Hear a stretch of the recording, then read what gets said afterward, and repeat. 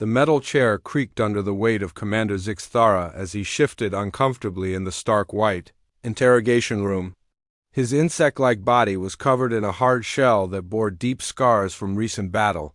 Forearms ending in sharp claws rested on the table, while his large compound eyes looked nervously at the group of alien beings sitting across from him. The room smelled of cleaning chemicals and fear. Bright lights hung from the ceiling, casting harsh shadows that made Zixthara's already frightening appearance even more disturbing.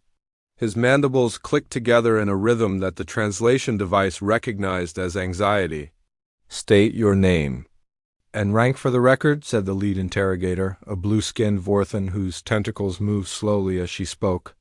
"Commander Zixthara of the 4th Colani Battle Fleet," he replied, his voice coming out as a series of clicks and buzzes that the machine quickly turned into words the others could understand. "You have requested asylum from the Galactic Council in exchange for military intelligence about human combat capabilities. Is this correct?" Zixthara's large eyes blinked slowly. "Yes, what I have seen, what my fleet experienced. Other species must know. The humans are not what we thought." They were. A reptilian delegate from the Saurian Republic leaned forward. "Your fleet consisted of 47 warships. You attacked a small human research station with only 6 defending vessels. How exactly did you lose this battle?" The Colani commander's mandibles clicked faster. "Numbers mean nothing to humans. They do not fight like civilized beings. They do not follow the rules of war that every other species understands." "Explain," the Vorthan interrogator said simply. Zixthara looked down at his claws, which were trembling slightly. 3 months ago, our scouts found a human research station in the Kepler system. Intelligence reports said it was lightly defended. The humans had been mining asteroids there for several years, studying something they called quantum mechanics. He paused, his breathing becoming heavier. The High Command saw an opportunity. Humans were new to our region of space. We wanted to test their military strength before they could establish a stronger presence. A quick victory would send a message to other human settlements. "So you decided to attack," the reptilian delegate said. "The orders came from Fleet Admiral Kixanoth himself. Destroy the station, capture any survivors for questioning, and claim the system for the Colani Empire. It should have been simple. We had overwhelming force advantage." Zixthara's voice grew quieter. "I remember the moment. We dropped out of hyperspace at the edge of the system. My sensor officer immediately began scanning for human vessels. We found them exactly where our intelligence said they would be, 6 ships protecting the research station." The interrogators waited silently for him to continue. Their largest ship was something they called a destroyer. Not even a real warship, by our standards. The others were smaller patrol boats and supply vessels. My tactical officer laughed when he saw the readings. He said it would be over in minutes. The Colani commander's compound eyes seemed to lose focus as he remembered. The human ships were arranged in a defensive formation around their station. Very standard, very predictable. They did not even attempt to run when they detected our fleet. What happened next? The Vorthan asked. We followed standard battle protocol. Sent a surrender demand, gave them time to respond. The human commander sent back a simple message. "Come and take it." Zixthara's mandibles clicked in what might have been bitter amusement. Such arrogance from such a small force. We thought they were either incredibly brave or incredibly stupid. We learned later that humans are both. He shifted in his chair again, the metal groaning under his weight. I ordered the attack. My ships moved into assault formation and began advancing toward the station. The humans waited until we were almost in weapons range, then suddenly broke formation and retreated deeper into the asteroid field. "A tactical withdrawal," the reptilian delegate noted. "That is what we thought. It looked like panic." Their ships scattered in different directions, weaving between the larger asteroids like they were running for their lives. My officers were pleased. The humans were showing their true nature, cowardice in the face of superior force. Zixthara's voice took on a darker tone. "We followed them into the asteroid field. Why would we not? Our ships were faster, better armed, better shielded. The asteroids would provide cover for us as well, and we could hunt down the human vessels one by one. The room was completely silent except for the quiet hum of recording equipment. The human commander was someone called Jake Morrison. We intercepted some of their communications during the chase. He seemed calm, giving orders to his scattered ships. Too calm for someone who was supposedly fleeing in terror. Zixthara's claws scraped against the metal table. Morrison kept leading us deeper into the asteroid field. His ship, the destroyer they called USS Defiance, stayed just out of our weapons range. Every time we got close, it would duck behind another asteroid. How long did this chase continue? The Vorthan interrogator asked. Nearly 2 hours. My ships were spread out across several kilometers, trying to corner the fleeing humans. That should have been our first warning. Humans do not run unless they want you to follow them. The Colani commander's breathing became more labored. Then Morrison's ship suddenly stopped running. It turned around and began broadcasting on all frequencies. He said something that I will never forget. Welcome to our neighborhood. Hope you enjoy your stay. What did that mean? We found out immediately. The asteroids around my fleet began exploding. Zixthara's voice became barely a whisper. Not just one or two. Dozens of them, all at the same time. The humans had spent weeks, maybe months, preparing that asteroid field. They had turned it into a trap bigger than anything I had ever seen. He looked up at his interrogators, his compound eyes reflecting the harsh lights. 12 of my ships were destroyed in the first explosion wave. 12 warships, each carrying over 200 crew members, gone in seconds. The humans had somehow attached explosive charges to asteroids throughout the field. How is that possible? The reptilian delegate asked. Our intelligence report said the humans had only been in that system for a few years. They are patient, Zixthara replied. More patient than any species should be. While we thought they were simply mining asteroids, they were actually preparing a battlefield. Every rock, every piece of debris, every floating chunk of ice had been mapped and potentially weaponized. The Colani commander's mandibles clicked rapidly. But the explosions were just the beginning. After the initial blast, my surviving ships found themselves trapped in a maze of debris and unstable asteroids. Every movement risked triggering more explosions, and the human ships? They appeared and disappeared like ghosts. Morrison's destroyer would emerge from behind an asteroid, fire a few shots at one of my damaged vessels, then vanish again before we could respond. The other human ships did the same thing. They knew exactly where it was safe to go and where it was not. Zixthara's voice cracked slightly. We tried to retreat, but the humans had blocked the escape routes with more rigged asteroids. We tried to call for reinforcements, but they were jamming our communications. We tried to fight our way out, but every time we moved, more of my ships were destroyed. How long were you trapped? 6 hours.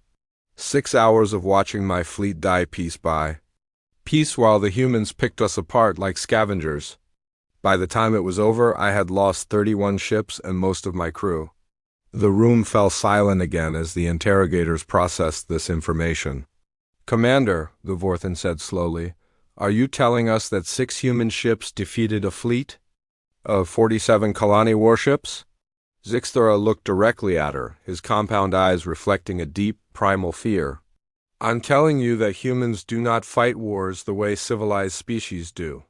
They fight like the universe itself is their weapon. The interrogation room remained quiet for several moments after Zixthara's first revelation. The alien delegates looked at each other with expressions of confusion and concern. The Colani commander sat hunched over in his chair, his forearms wrapped around himself as if he was cold. Continue with your account, the Vorthan interrogator said gently. Tell us exactly what happened during those 6 hours. Zixthara's mandibles clicked nervously.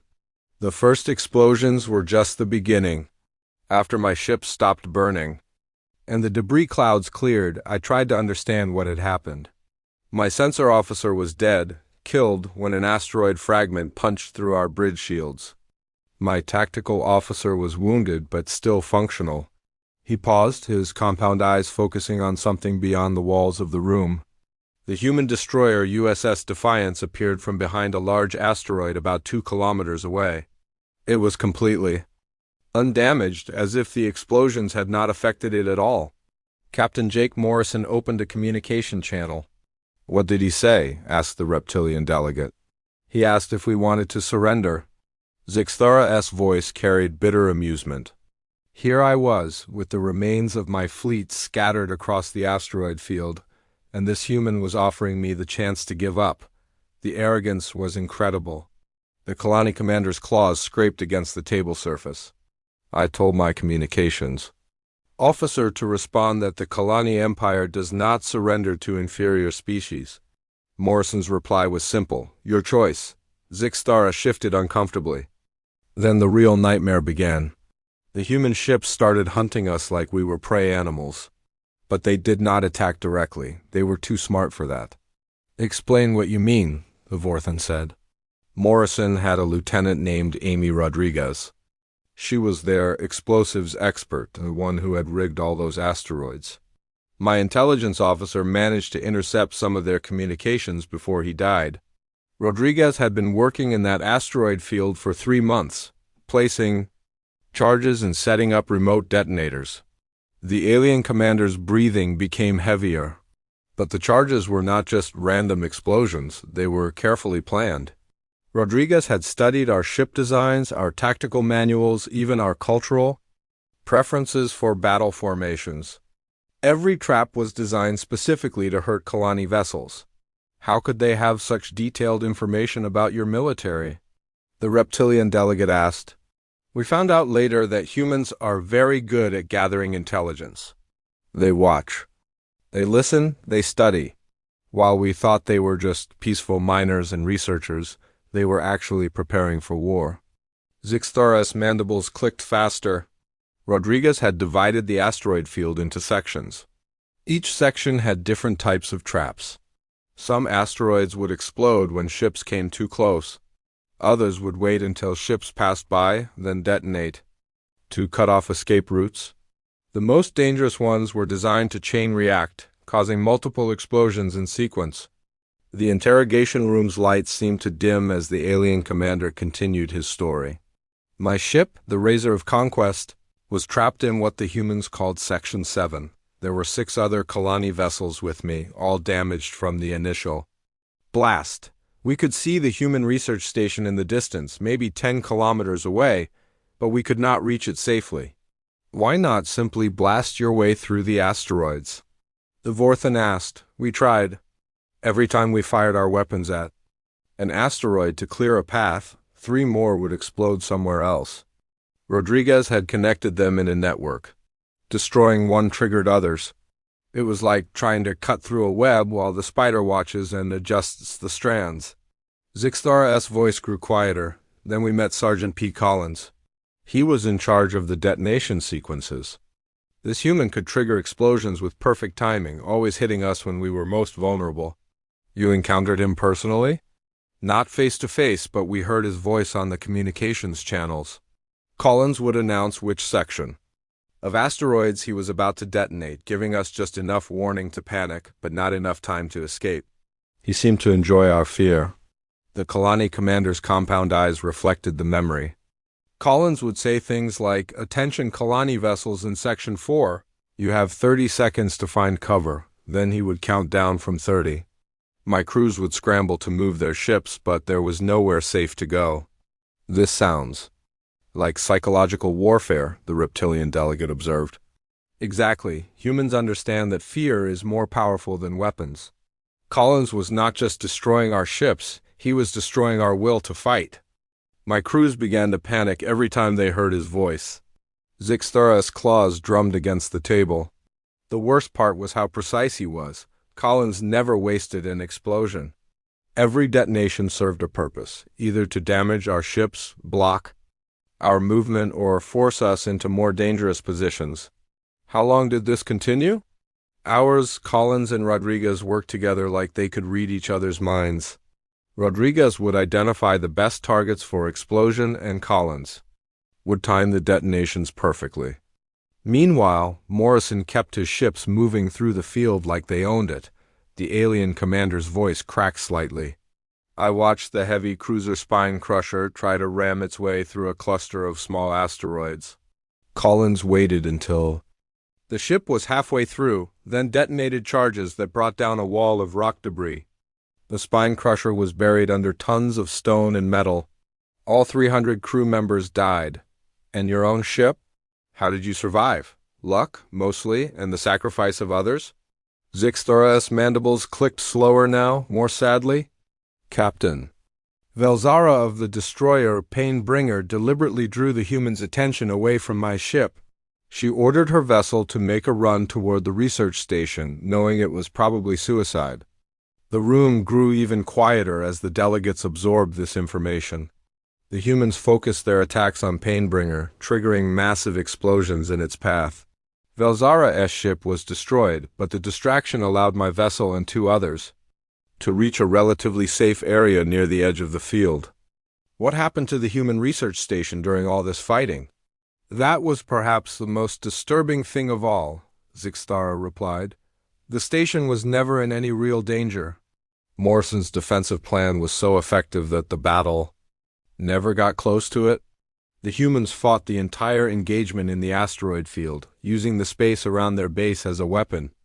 The Colani commander's voice took on a tone of grudging respect. I realized then that we had made a fundamental error. We thought we were attacking a research station defended by a small patrol. But the truth was that the entire Kepler system had been turned into a fortress. Every asteroid, every piece of debris, every seemingly empty patch of space was part of their defensive network.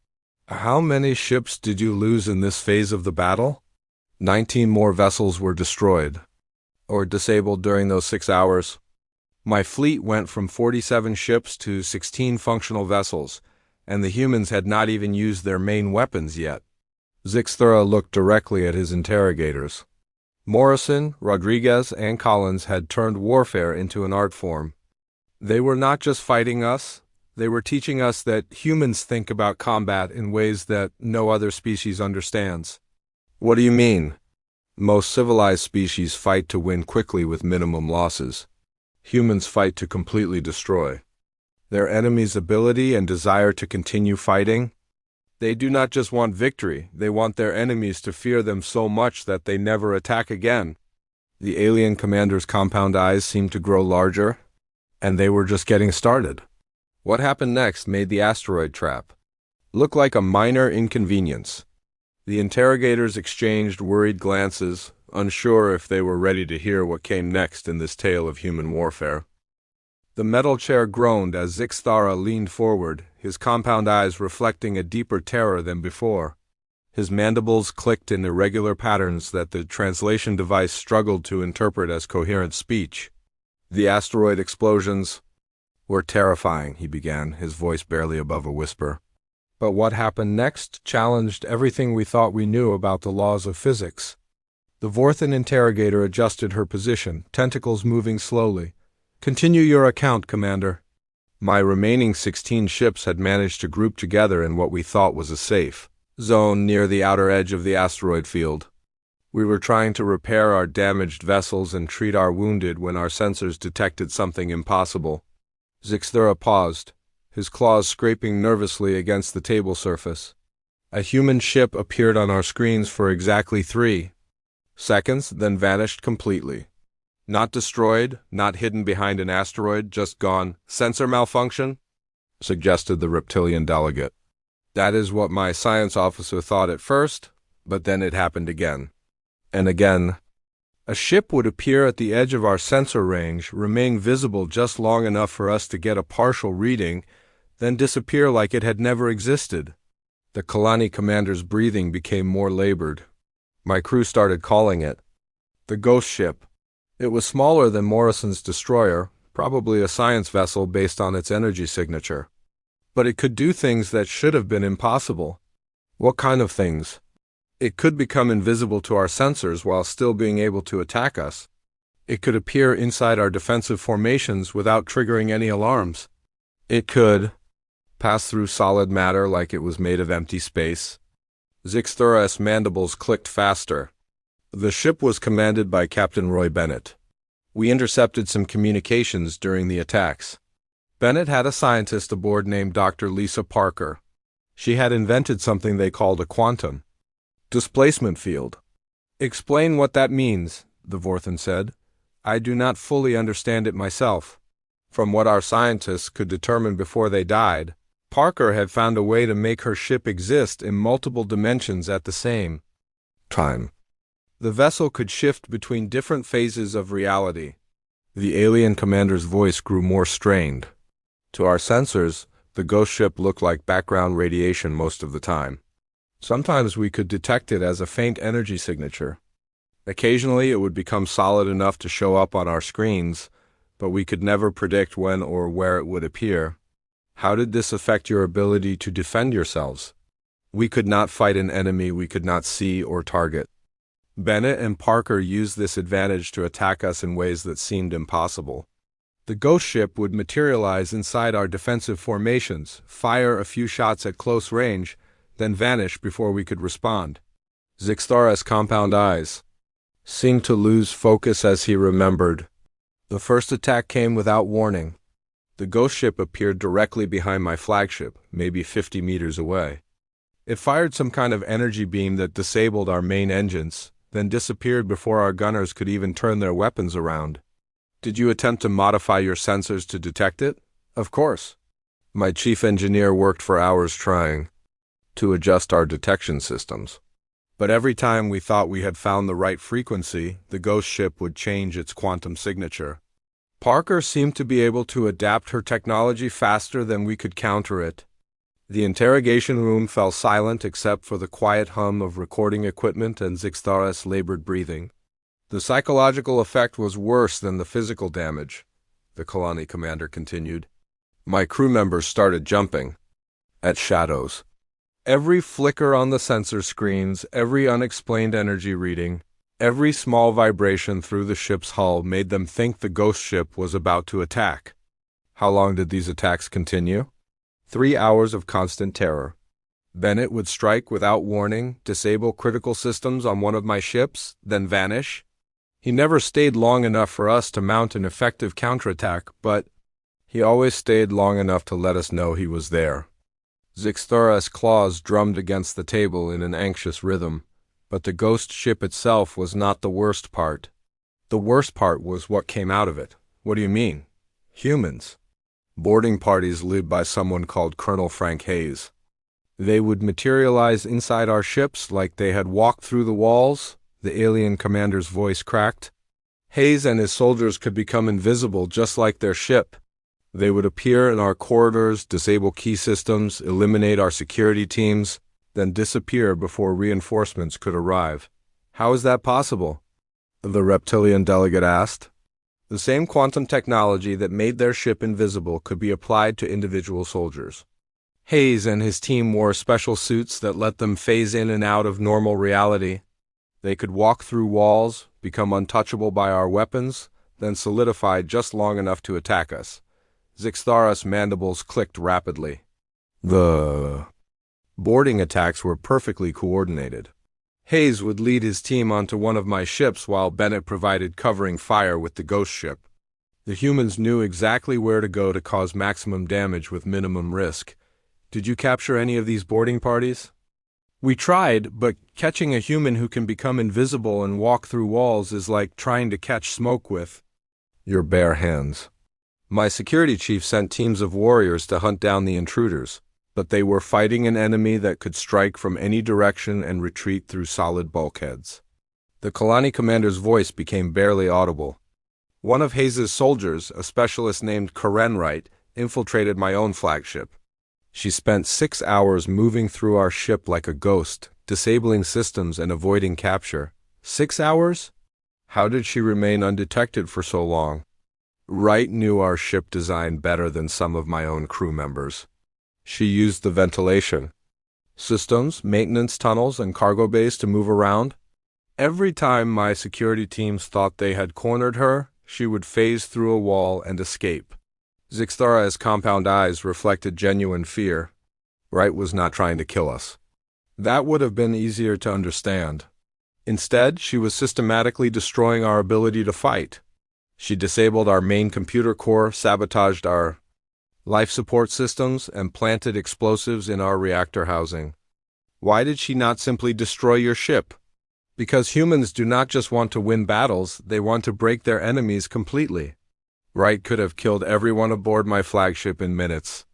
Instead, she made us helpless while keeping us alive to experience our helplessness.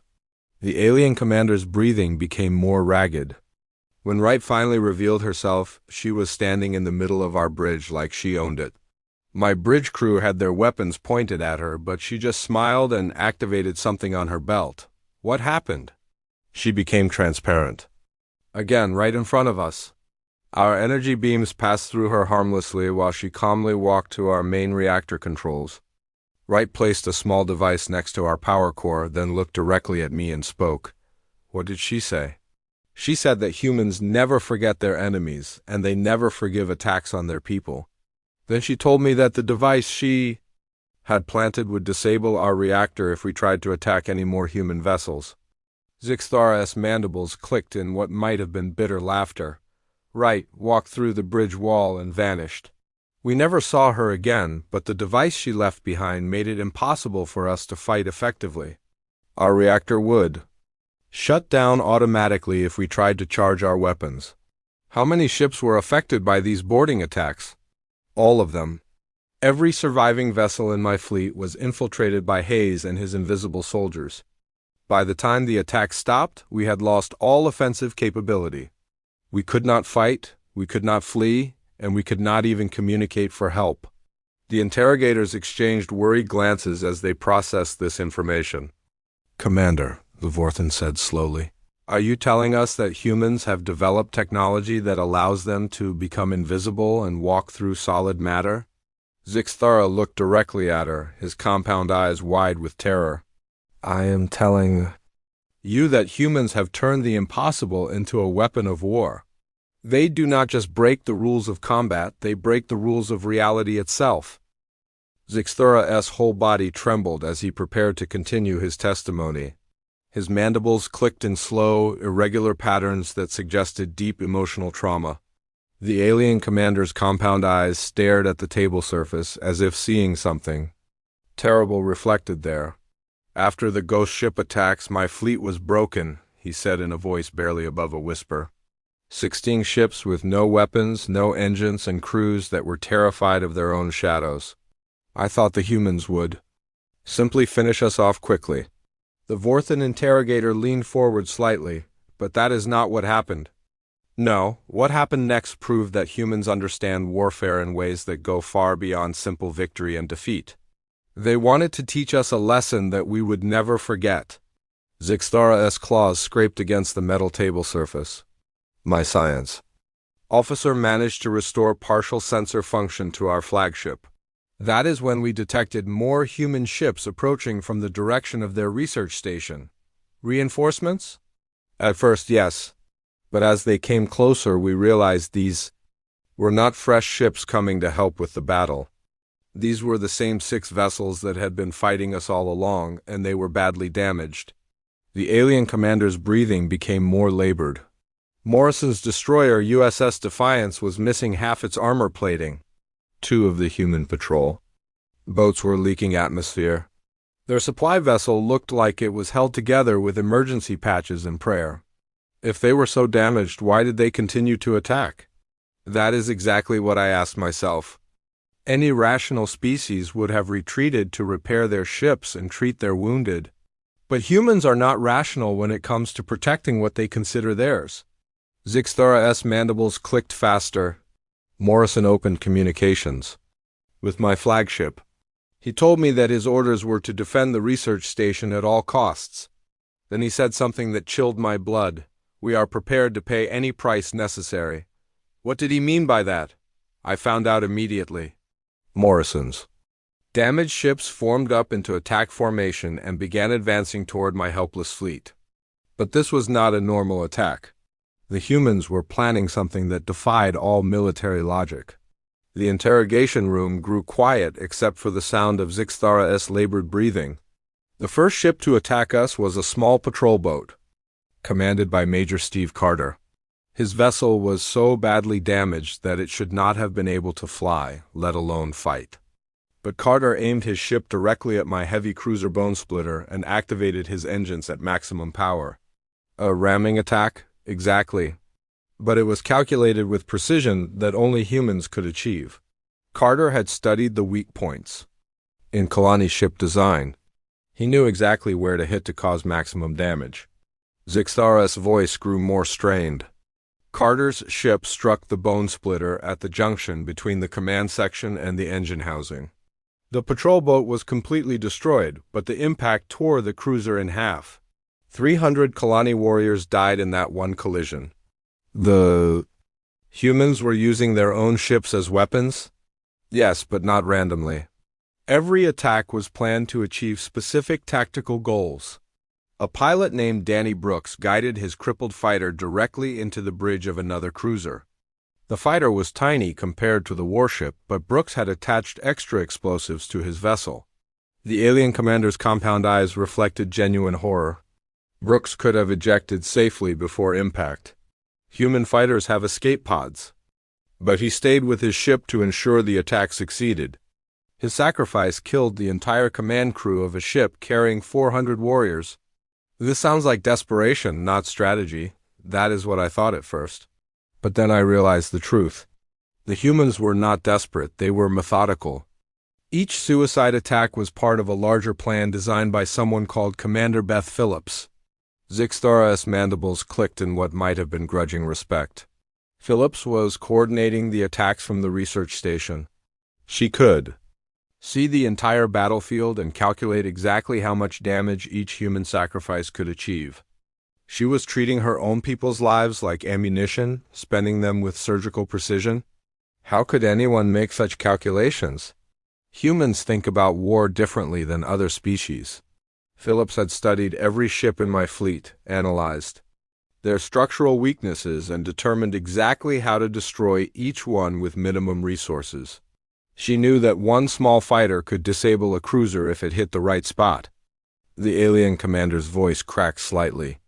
An engineer named Helen Davis was next.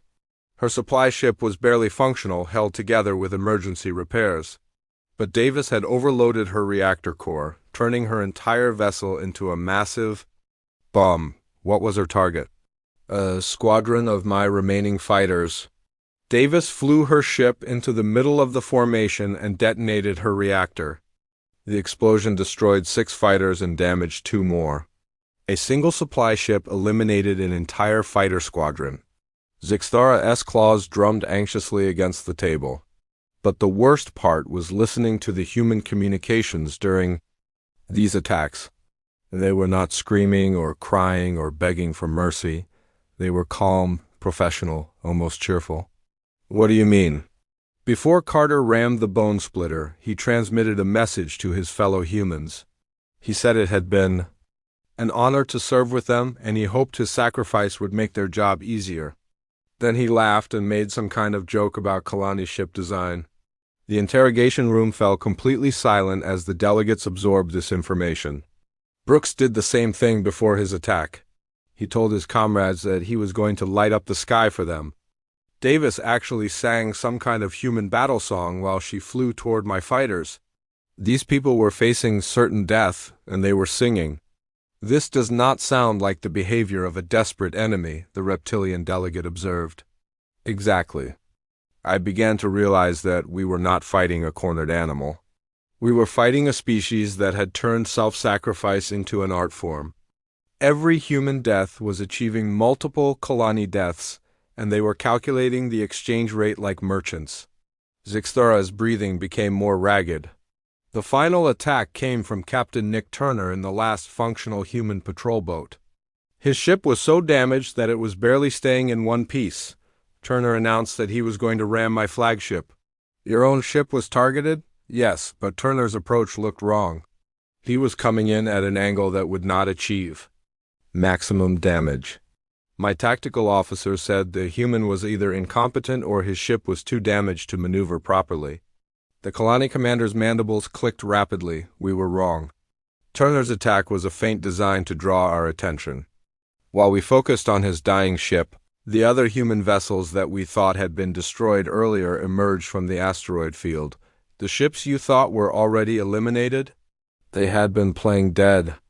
Morrison had ordered several of his ships to fake destruction and hide among the debris. While we watched Turner's final charge, these destroyed ships attacked us from behind. Zixthara's voice became barely audible. The USS Defiance appeared directly behind my flagship, along with 2 patrol boats that should have been scrap metal. They opened fire at point-blank range while Turner's ship provided a distraction from the front. How did you survive this coordinated attack? My ship's armor held just long enough for me to order an emergency retreat. We managed to escape the immediate kill zone, but most of my remaining vessels were destroyed. Turner's sacrifice had enabled Morrison to position his ships perfectly for the final assault. The alien commander looked up at his interrogators with eyes that reflected deep trauma. In the end, 6 damaged human ships had destroyed 45 Colani warships. And they did it not through superior technology or numbers, but through their willingness to die for their cause. How many human casualties did they suffer? That is the most disturbing part of all, Zixthara replied. According to our final casualty reports, the humans lost maybe 200 people. We lost over 11,000. The exchange rate was 55 Colani deaths for every human death.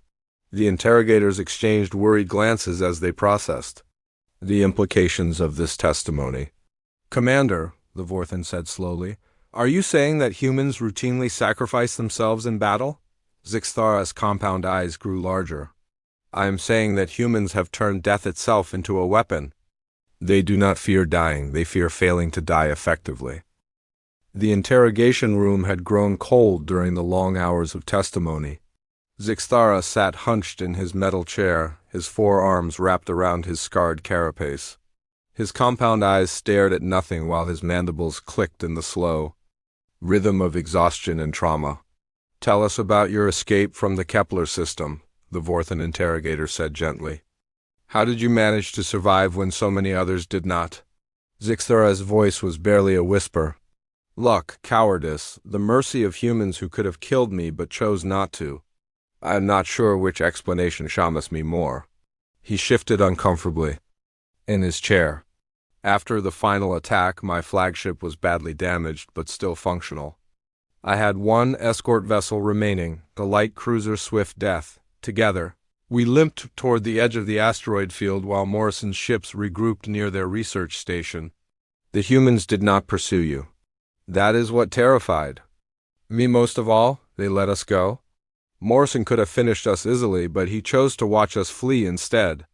It was like a predator allowing wounded prey to escape so it could spread fear among the rest of the herd. Zixthara's mandibles clicked faster. As we retreated, Morrison opened one final communication channel. He said that he was allowing 2 ships to escape so that someone could tell the Colani Empire what had happened at Kepler Station. Then he wished us a safe journey home. He was deliberately letting you live to carry news of their victory? Yes, and he wanted to make sure we understood exactly what we had witnessed. Morrison transmitted detailed recordings of the entire battle to both of my surviving ships. He said it was a gift from the human military to help us learn from our mistakes. The alien commander's voice cracked. The recordings showed every phase of the battle from the human perspective. We could see how they had planned every trap, calculated every sacrifice, and predicted our responses with frightening accuracy. What did these recordings reveal? That we had never been fighting a desperate defense? From the moment we entered the Kepler system, we had been walking into a carefully prepared execution. The humans had studied our tactics, our psychology, and our weaknesses for months before we arrived. Zixthara's compound eyes reflected deep shame. Morrison's final message included a personal note from their research station commander, Dr. Lisa Parker. She thanked us for providing such an excellent field test of their new defensive strategies. Field test? The entire battle had been an experiment. The humans were testing new weapons, new tactics, and new psychological warfare techniques. We were laboratory subjects, not military opponents. The interrogation room fell silent except for the quiet hum of recording equipment and Zixthara's labored breathing. The journey back to Colani space took 3 weeks, he continued. During that time, my crew and I studied the human recordings obsessively. We tried to understand how 6 ships had destroyed 45 warships and made it look easy. What conclusions did you reach? That humans do not fight wars the way other civilized species do. They approach warfare like it is a science experiment where the goal is not just victory, but the complete destruction of their enemy's will to fight. Zixthara's claws scraped against the table surface.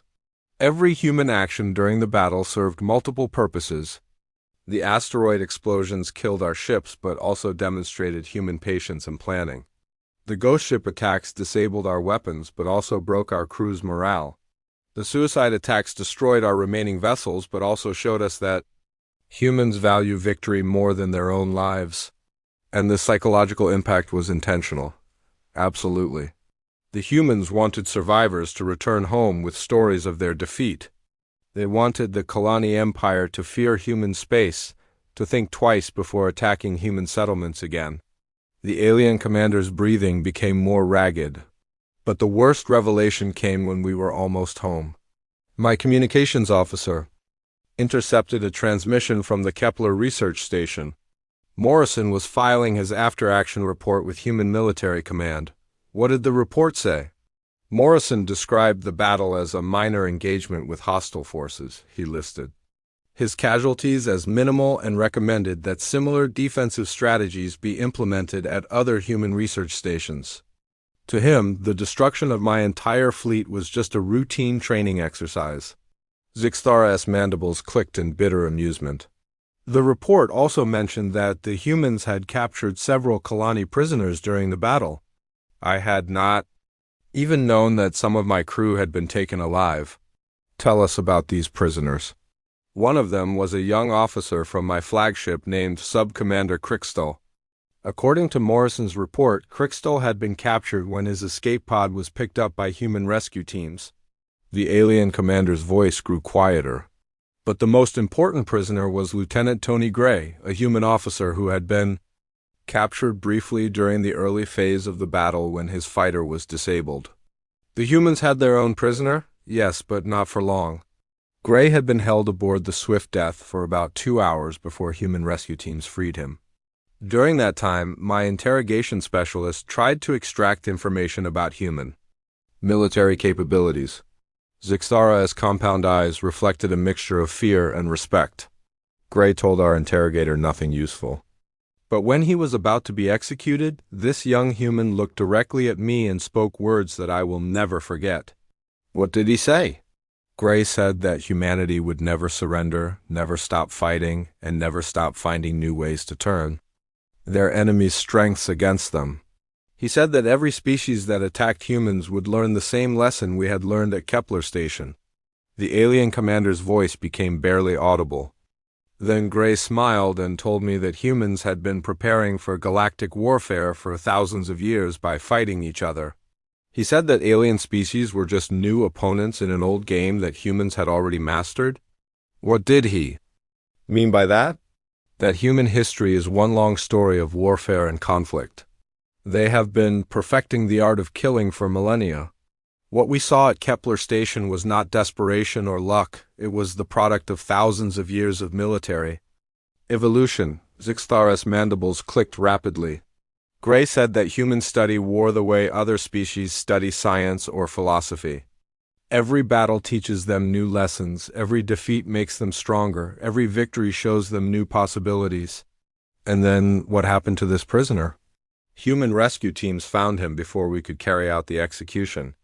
They appeared on our ship like ghosts, freed Gray, and vanished again. We never even saw them coming or going.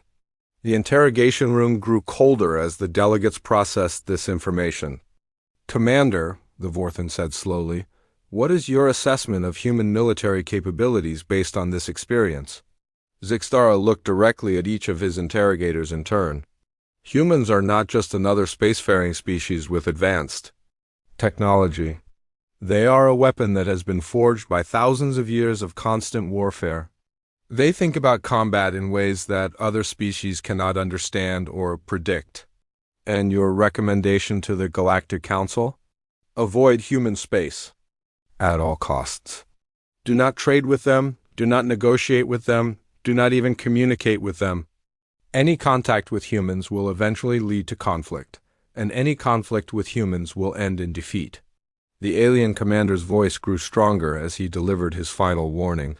Humans do not simply win battles, they rewrite the rules of warfare itself.